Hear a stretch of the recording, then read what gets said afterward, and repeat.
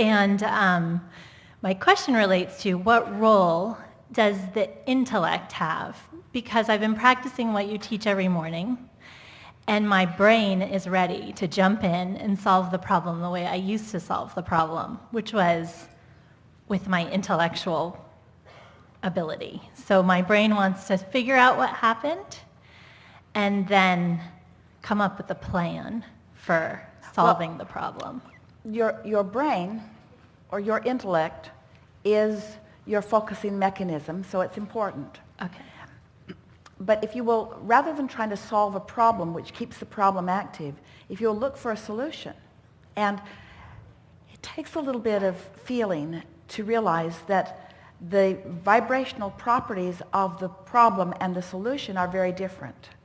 And sometimes when you think you're actually thinking about a solution, you're not. You're railing against the problem. Mm-hmm. So it's about first sorting that out. You want to be solution-oriented. And in fact, that's a good thing for everyone to intend.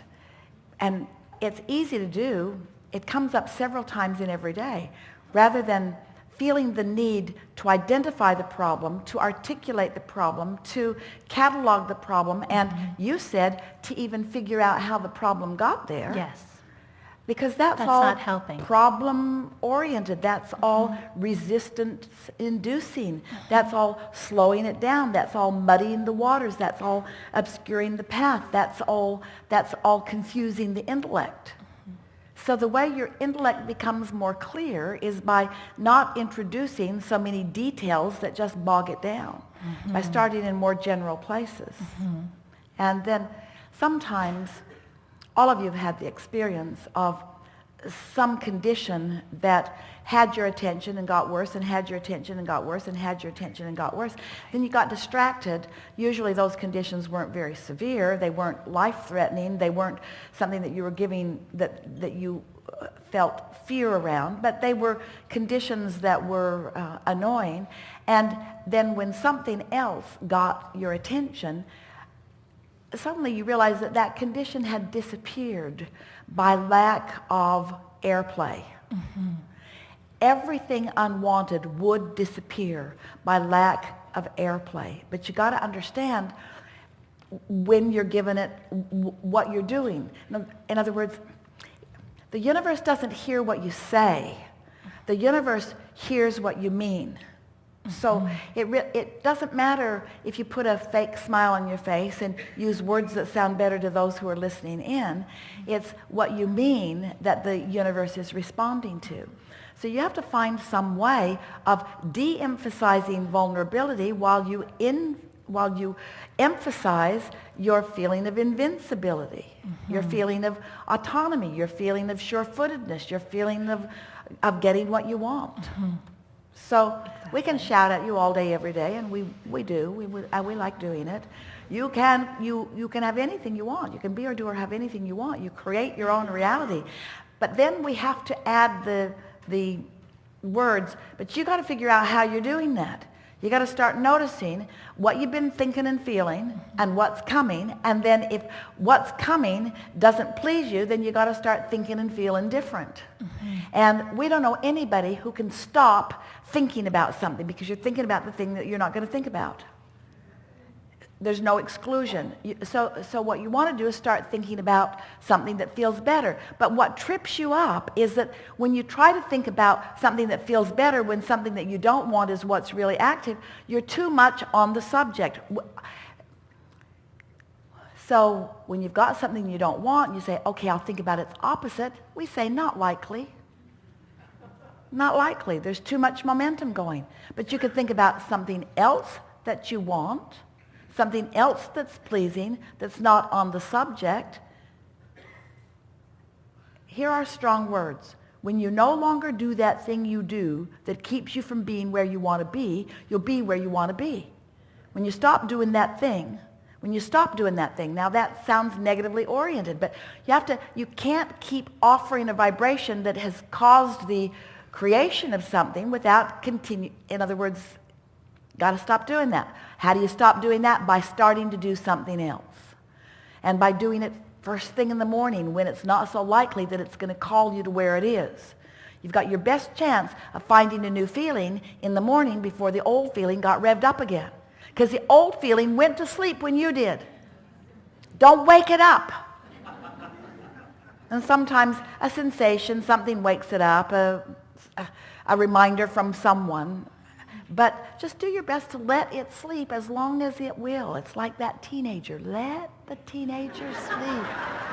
Let them sleep as long as possible.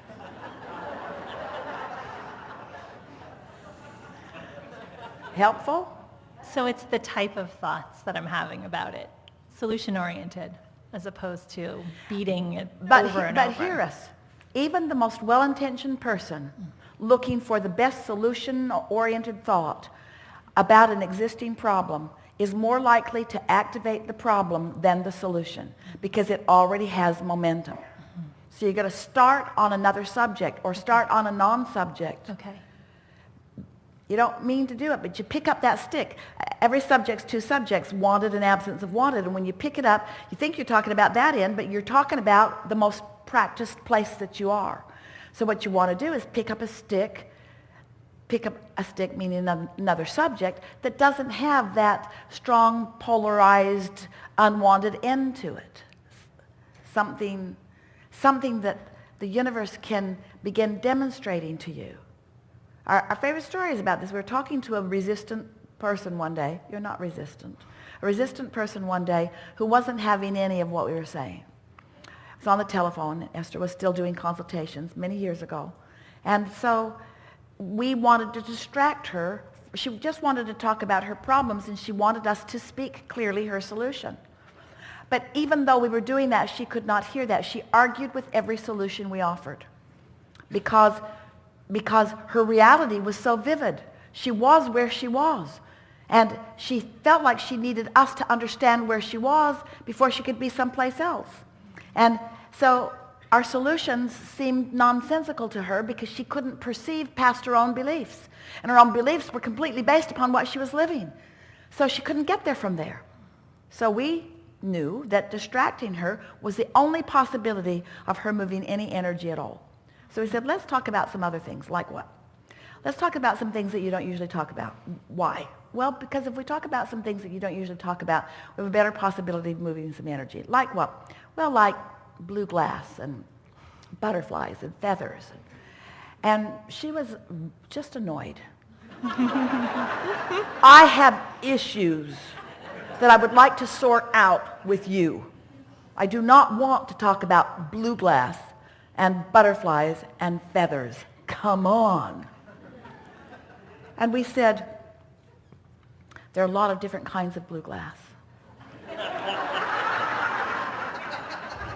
Some of them you can see through, some of them you can't.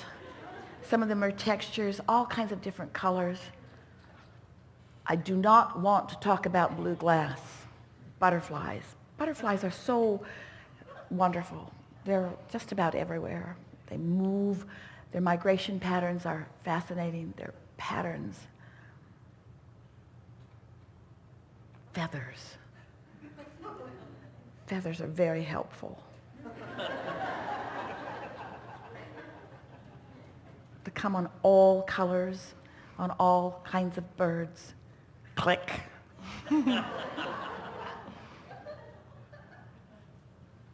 No solution here. Trying to talk about things that don't matter to me. I want to talk about what matters to me. I want you to know how much pain I'm in, and I want you to get me out of it now. Can't get there from there. So Esther, who had received the conversation but had not really heard it, not really, and Jerry, who had not heard it at all, went to lunch. They were in La Jolla.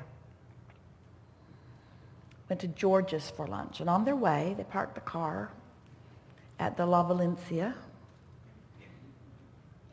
and started walking down the street. And all of a sudden, Esther felt, today, she would describe it as the path leads right into that shop.